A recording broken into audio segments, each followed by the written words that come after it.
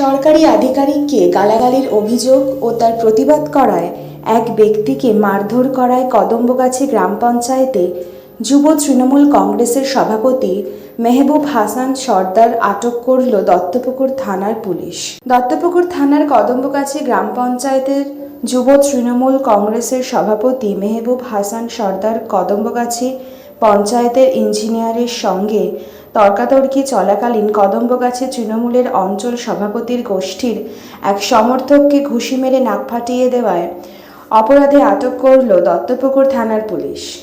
আজ দুপুরে পঞ্চায়েত এসে সরকারি আধিকারিককে ঘিরে গালাগালি করছিল যুব তৃণমূল কংগ্রেসের সভাপতি তথা পঞ্চায়েত সদস্যের স্বামী। কদম্বগাছি গ্রাম পঞ্চায়েতের অঞ্চল সভাপতি অনুগামী প্রতিবাদ করে তখনই তার মুখে সজোরে ঘুষি মারে বলে অভিযোগ। রক্তাক্ত অবস্থায় তাকে বারাসাতে একটি বেসরকারি হাসপাতালে ভর্তি করা হয়। মারধরের ঘটনায় সিসিটিভি বন্দী। ইতিমধ্যে দত্তপুকুর থানার পুলিশ কদম্বগাছি তৃণমূল কংগ্রেসের যুব সভাপতি মেহবুব হাসান সর্দারকে আটক করেছেন। গোটা ঘটনায় মুখে কুলু এঁটেছে কদম্বগাছি অঞ্চল তৃণমূল কংগ্রেস। পঞ্চায়েত সমিতির সদস্য বলেন, আমি বাড়ি ছিলাম, আমি একটু আগে রাস্তায় যখন উঠলাম এরকম শুনলাম পঞ্চায়েতে আমাদের ওর স্ত্রী পঞ্চায়েত সদস্য ওই পঞ্চায়েতের কাজ নিয়ে এনএসের সাথে মনে হয় কথা হচ্ছিল।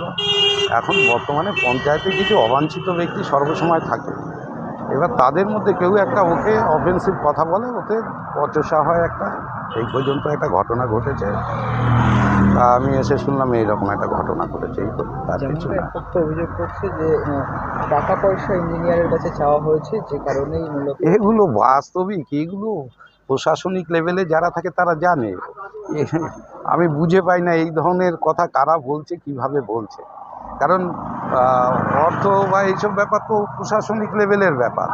তাই এনএসের সাথে কাজের ব্যাপার নিয়ে কথা ছিল, অনগোয়িং কাজ যেগুলো আছে সেগুলো কিভাবে কি হচ্ছে চলছে সেইগুলো নিয়ে আলোচনা হবে, আর কিছু।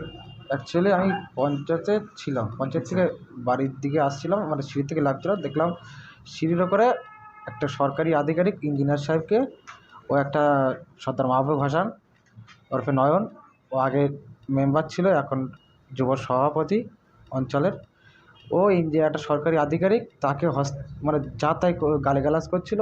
মানে কারণটা ওনাদের একটা ইফতার আছে না কি আছে তা জানি না, ওনাদের টাকা পয়সা নিয়ে কী একটা ব্যাপার ছিল। তা উনি গায়ে হাত দিয়ে, আমি জাস্ট কাটমানি চেয়েছিল না না সেরকম কিছুই না, ওনাদের কী একটা ইঞ্জিনিয়ার সাহেব কী টাকা দিয়েছিল না ছিল সুদে, সেটা চাইছিল।